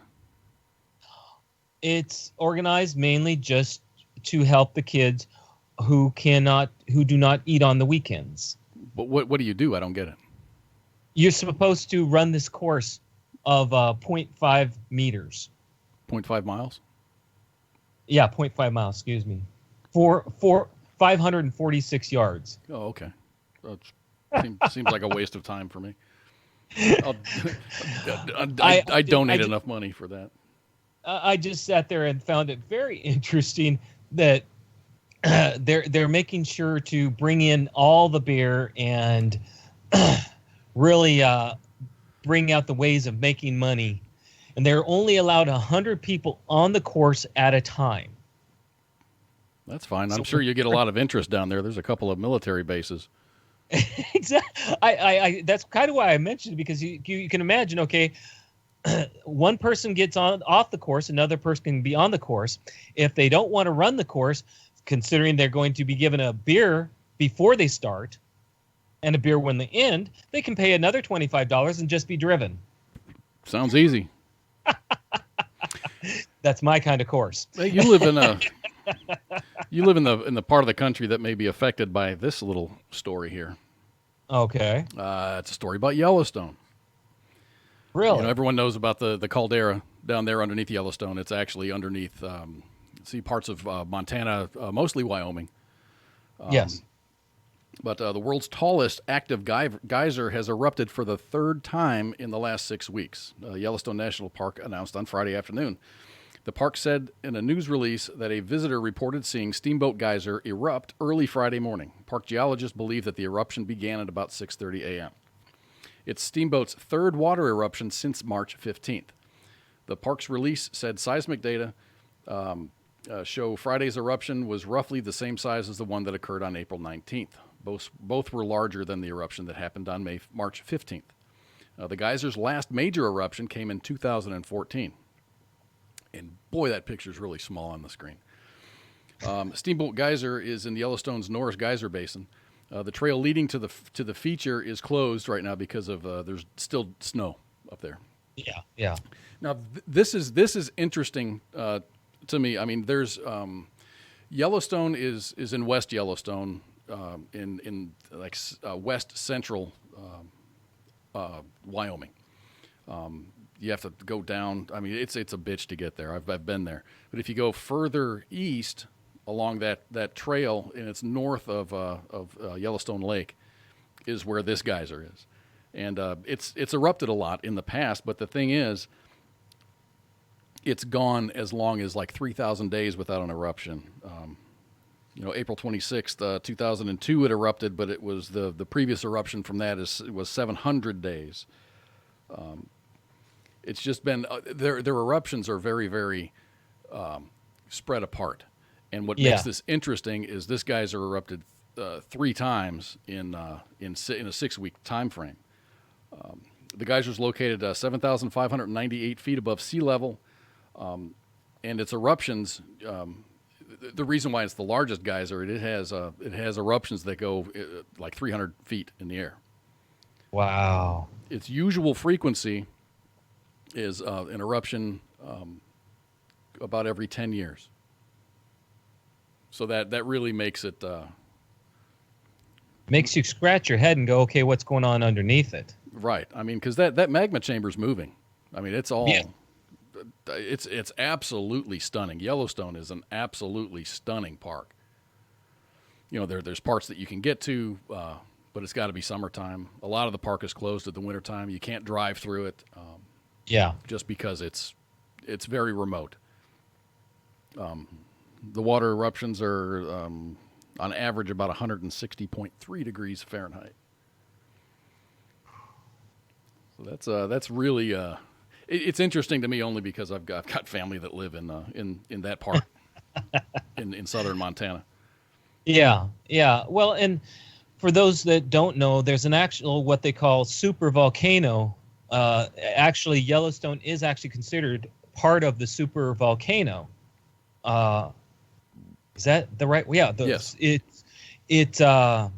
last time it blew, which they say was a long, long time ago.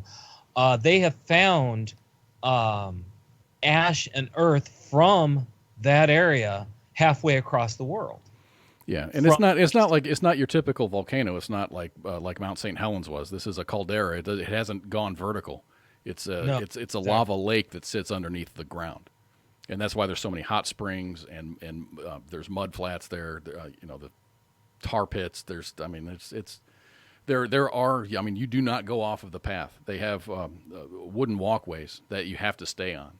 There was a Japanese tourist there. I think it was last summer. Got off the path and he fell into one of the hot springs and he died. There's an incredible amount of sulfur. Oh yeah, yeah, and there's constant activity. It's not a live volcano. It is an active. It's an active volcano. Hey, I want to say hi to Superman over in the mixer chat. How you doing, Superman? Thanks for joining us tonight. Yeah, it's a super volcano, and scientists have determined that they're like, it's going to blow. It's been several 100,000 years since it's blown, but it's going to blow, but we don't know when it's going to blow. But when it does, it's going to be huge. It's going to be what they call a life killer, because there'll be so much ash and earth thrown up in the air that it'll block out the sun. Yeah, they threw out a map that I'm familiar with, and even here in Texas, I'm in Zone 4 for ash fallout. Yeah, yeah, and that's just it. It's and I think they say there's only like 3 or 4 like this in the world, mm-hmm. and it just so happens we made one of them a national park. That's right, Jonathan. There was a tourist that did fall into one of the hot springs, and yeah. He's no longer with us. Well, would you like to? Speaking of eruptions, I found this one, and it. We'll play along just for fun since it's getting towards the end of the hour. A man said he had the pain of 11 out of 10 when a man's penis actually ruptured. Oh. Yeah. He heard a popping noise when he was having sex. And when we say it ruptured, it actually... Okay. Man whose penis ruptured after he heard a popping sound during sex has described the pain as 11 out of 10. His penis ruptured muscles and severed his urethra during this horrific accident. I don't think this was casual sex. It wasn't that amorous, according to what he was doing. It was quote unquote doggy style position. It's just he apparently, when he went out and went to push in, he did something wrong, which caused an audible pop. Well, he's going to have a rough couple of months ahead. They've actually had to do reconstructive surgery, $60,000 worth in medical bills. Damn. With medical insurance. Is this in the United States? No, this is in the UK. Oh, yeah, government gets to pay for that. No, they didn't pay for it all. He had to pay 60,000 Oh. because there's some what do they call unnecessary surgeries. Fine print. Yeah. He had to have 2 surgeries Yikes. for this. Yikes. And many stitches. And the actual pictures that they showed, they had a banana and he showed where the stitches were. He had elongated and around. Basically peeling a banana both ways. Dude. Yeah. That I thought that would go along with rupturing. That makes me squirm, man. Yeah, I sat there going, I don't know if I could laugh after such an event. Well, here's a story on a completely different note that I did want to get to. I wanted to get to this last week, but I was not able. But America's fast-growing marijuana industry could be poised for a supercharged expansion after President Trump promised to respect state-legalized pot dealing with Colorado and other states that have legalized medicinal and medical marijuana. President Trump has assured me, and this is Republican Senator Cory Gardner, says that President Trump has assured me that he will support a federalism-based legislative solution to fix these states. So it's going to be like hands off. If you legalize it in your state, the federal government's going to be hands off. And this is really, really good news for those who partake and for those who use marijuana medicinally. Gardner did not elaborate as to what specific legislation Trump said that he would support, although Congress is currently considering several bills that would legalize cannabis at the federal level, or at the national level, rather. The country's rapidly growing marijuana industry has struggled with fears that the Trump administration would alter the Obama administration's policy of letting legalized pot flourish in states where voters approved it. Many traditional investors have shied away from pouring their capital into the industry over fears that they would be treated like drug traffickers. And a strong sign of support from Trump over congressional action might provide the reassurance that they're seeking. Well, Mason, go ahead. Mason Vert, who is a longtime marijuana activist who helped lead Colorado's legalization efforts, welcomed the news. It's been a long and difficult process, but we may now be seeing the light at the end of the tunnel, he said. This is one more step toward ending the irrational policy of marijuana prohibition, not only in Colorado, but throughout the country. Attorney General Jeff Sessions is widely considered hostile toward cannabis, and he, in January, rescinded the Obama-era memo assuring state-regulated marijuana dealers that federal prosecutors would leave them alone if they followed the state regulations intended to keep pot out of the hands of kids and the money out of the hands of drug cartels.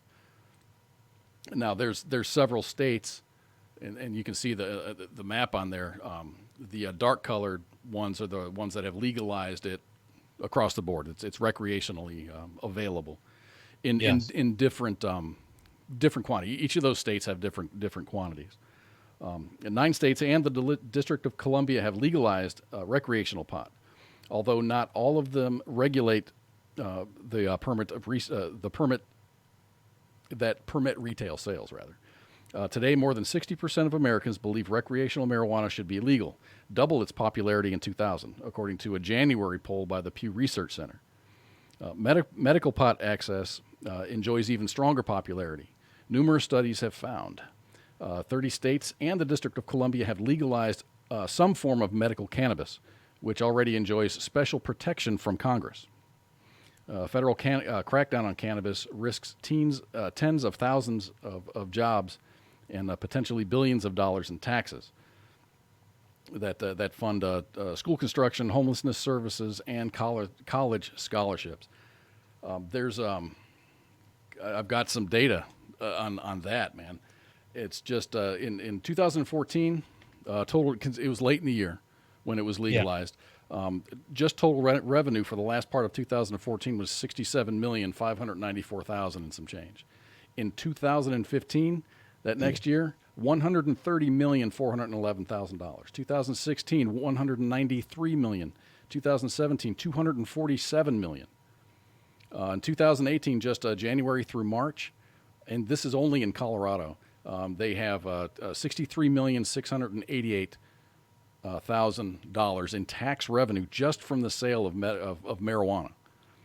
If they keep on that trend, I did the math, and it'll be they'll probably end this year with $255 million in revenue generated from just the sale of marijuana. That's huge. And when we had the green room guys here, they were saying that they actually got 2 tax returns throughout the year because there was so much of a surplus of money in Colorado. Huh. Well, I live in one of the states where marijuana is legal, and I'll go with I believe medical marijuana is a necessity. I think it needs to be researched heavily. Because anything that goes into your lungs has got to have effects, just like smoking. Then you talk about edibles and everything else again. I just think it needs to be researched. I think we need to do our due diligence. I think that's the smart thing to do. As far as recreational, I can attest, because I live in a state where it's recreational. It has its flaws. There has been a lot of how do I say this? There's been a lot more homelessness, and people can sit there and try to attribute to this, that, or the other thing. I think it has something to do with marijuana tourism. Well, and that's Denver, when we were in Denver, we saw a lot of homeless folks there, and I was told there by some of the locals that it's just because these people go to Colorado just because it's legal. It's legal to it's recreationally legal, and then they can't find jobs. And you're right. They didn't have a plan. Well, and the other part is it is also harder to find jobs if you use marijuana recreationally, because there are a lot of jobs out there that require responsibility, so therefore they will require P-tests. Yep. And so I go on the fence with that one. It has its good points and it has its bad points. I think medical should be researched so that we can properly figure it out. I think it should be used, yes. Just like anything, I think it needs to be watched. Well, I think it should be regulated just like alcohol does. You're not allowed to go to your job when you're drunk. So I don't think many people are going to go blazing up at lunchtime. If so, then you're gone. But the other part is, again, we need to come up with a solid test that can be done on the spot. Mm-hmm. That's the other part the police complain about a lot, is there's no definitive test that they can perform on the spot to say that you're high. Yeah, there's going to be science behind that, and it'll come out eventually. What I would also like to see is it descheduled, or not descheduled, rescheduled. I mean, right now marijuana is a Schedule I drug. Yeah. Other Schedule I drugs are heroin, LSD, ecstasy, Quaaludes, peyote. Schedule II. That means there's no medical benefit to any of these. Yeah. If it's Schedule I. A Schedule II drug, they are defined as drugs with a high potential for abuse, potentially leading to severe psychological or physical dependence. These drugs are considered dangerous. So these drugs are actually considered more dangerous than marijuana, or less dangerous than marijuana. Which I agree with you. They should reschedule it. Hydrocodone is not as dangerous. Vicodin, cocaine, methamphetamine, dilaudid, methadone, Demerol, oxycodone, fentanyl. Fentanyl's class 2. Dexedrine, Adderall, Ritalin, those are all class 2. So those are less, according to the scheduling and the definitions of the either Schedule I or Schedule II. Those are the ones that I just mentioned, are considered less dangerous than cannabis. I don't agree with that. I don't agree either. I agree with you on this part, and I understand. I'm trying to be open to it because I have my problems with almost all drugs because I worked in a drug and alcohol rehab in the military. But I'm open to the understanding of the medical side of it. And the fact that it's a Schedule 1 rather than a Schedule 2 makes no sense. And I agree with you on that wholeheartedly. But even now, I mean, these professionals who were normally against the medical uses of marijuana are now coming around going, well, yeah, maybe there's something with that. There's, I think that the paradigm is shifting, and I think definitely within my lifetime, I think it's going to be at least descheduled or rescheduled, and it's not going to be as frowned upon or looked down upon. Yeah, and I we're seeing it happening, and it's a good thing. Like I said, I know there are people out there that it helps with the aspects of being on chemotherapy. Yep. It helps with seizures. I mean, there's many uses for it, and I like even Casey's pointing out. There's extracts, so you don't even have to smoke it. And I agree. I think they need to really, they really need to go after this like they go after anything, and they really need to just go every which way they can with it, and figure out what is the best use and in what form. Right. As far as recreational. That's where I run into my problems with it, just because I saw some things happen when it became legal here that broke my heart. Yeah. I watched some people that were on the track. They were finally getting their life together. They're finally taking responsibility, going to go after life. And they legalized marijuana. And he went from, these guys, several of them, they all went from ready to enter into the workforce to they're just happy being high every day. And they're showing their kids this. It does. And my problem is what they're showing their kids. Yeah, it does take some responsibility. Exactly. And that's, I mean, if it wasn't, not to be a smart ass about this, but if you want to be a pothead all your life, fine, go get sterilized. Not to be mean, but you're going to show your kids how to be potheads. And that's all you're going to do. Well, I don't necessarily agree with that. Well, I mean, that's an extreme, and I agree with this, and I'm not talking for the station, of course. It's just, I've seen the kids. I've seen the damage. And it breaks your heart when you see what happens to those kids and how it warps their thinking. And if they do it around them and the kids get a hold of it, that actually messes with their brain chemistry. And they've proven that. Well, I think it's no different than having alcohol in the house. Yeah. And again, it's taking responsibility. And you're right. It is taking responsibility. It's just getting people to that point of, okay, fine, yeah, go get high, but be responsible just like you do with alcohol.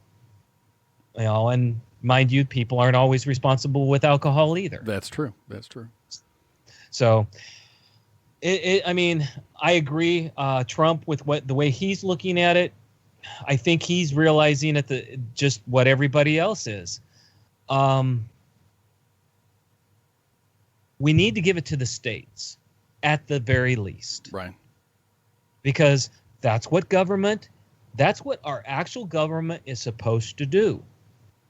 The government is only supposed to regulate what is considered dangerous. The rest of it's supposed to go to the states. Let the states figure it out. So good for him. Well, it needs to go to the states, but then you need to have the federal government out of it. Yeah, and I'll go with that. So that's a good article. Anyway, that's going to wrap up our show. Yep, I was going to say, and here we are. But hey, we got some good shows lined up. Let me see. We have, on the 30th of April, we have Chad Garland. Chad Garland is going to be coming to the show tomorrow, covering Afghanistan for Stars and Stripes. Chad is a veteran of the Marine Corps. He has reported on business, politics, justice, and national security issues for newspapers in California and news wires in Oregon and D.C. So he's going to be talking to ICE for the Monday edition tomorrow. And let me see, on Tuesday, we have Jessica Scott. She's an Iraq War veteran, an active duty Army officer, and the USA Today's best-selling author of novels set in the heart of America's Army. She's going to be on the show with Minx and Gray Cloud tomorrow. And don't forget, mark your calendars. This is quite a bit of time in the future, but 25 July 2018, we're going to be doing our job fair. And that's going to occur between 1,200 hours and 1,500 hours on the 25th. That's a Wednesday, so make sure you mark your calendar. We're going to be pimping that out a little bit. Also, look forward to a webisode from Jay Reddy and the Ghost Hunting crew, who were down at the Yorktown, Texas, at the Memorial Hospital down there, doing a little ghost hunting. And I do need to mention our partners, War Horses for Veterans. Go ahead and check them out. warhorsesforveterans.com. It's a 3-day equine and a networking program where you go out there and you get to you learn how to work horses. You get to ride horses, and it's really good. It's a really good time. It's no money out of your pocket, man. You're going to be fed. They're going to pay you your airfare to get down there. And this is opened up. They're going to feed you the hotel. It's a really, really nice hotel. They're going to put you up there. It's just I don't have enough good things to say about it. It's just everything about it is great. Pat and Andy Brown, it's their farm, and they've got a bunch of horses. All the horses are trained by Patrick Benson. And they've been on Fox News. They've been on many different news programs talking about the benefits of this 3 days down there, and it's great, man. Because when you leave there, you're going to have everybody exchanges their contact information, so it's like you're really never alone. It's a really, really great program. They're doing great things down there, and it's helping a lot of veterans. And this program's opened up for combat vets. You just go to warhorsesforveterans.com and fill out a little form, and they'll get back with you and set a date for you to fly in. It's just I can't say too many good things about it. I've heard a lot of good things too. It's really great. We got Project Overwatch. The mission of Project Overwatch is in the current political and societal climate that's dividing our communities and ultimately our nation, is Project Overwatch's immediate goal to energize support for law enforcement using the veteran and family member communities. They've got all kinds of really great programs and projects that they're doing right now. If you go to project-overwatch.org, you can read about all of their efforts and activities. And that's about all I got. You want to rattle off some of our show times? Sure enough, every show starts at 8 o'clock Eastern, 5 o'clock Pacific. Haha, gotcha. We start off with Monday. Monday is Monday edition with ICE. ICE and Flash will bring you up to current events that happened over the weekend and upcoming for the week. Tuesdays are Tied Up Tuesdays with Minx and Gray Cloud. They will give you their rolling commentary along with some fun and enjoyable conversations to keep you alert and having a good time. Come Wednesday, that's our Donza. But we do have KJ and Hodor, who enjoy slaying the dragons on gaming night, which is our Donza, on Wednesday. Then we come into Thursday. Thursday is Sergeant's Time with Ice and Doc Madness. That's more of your active duty and those who want to know what's going on with the active duty and retiree community that directly involves you. Friday night is Friday Night Freedom with Minx and Pookie, where they will wrap up the weekend with some fun, some jovialty, a little bit of Jack and a little bit of conversation. Then comes Saturday with Saturday Night Savagery with Jay Reddy and Pookie.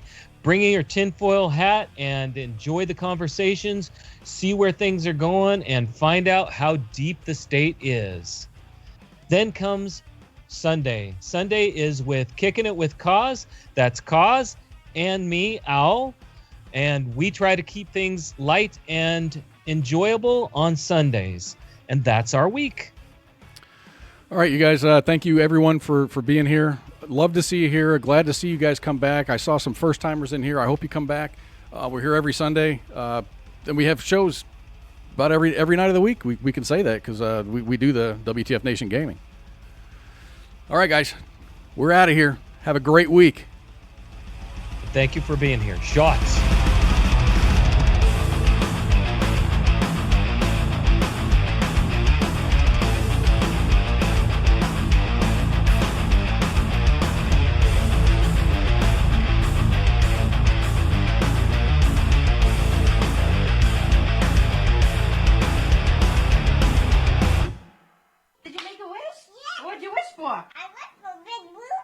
WTF Nation Radio. WTF Nation Radio. This is WTF Nation Radio.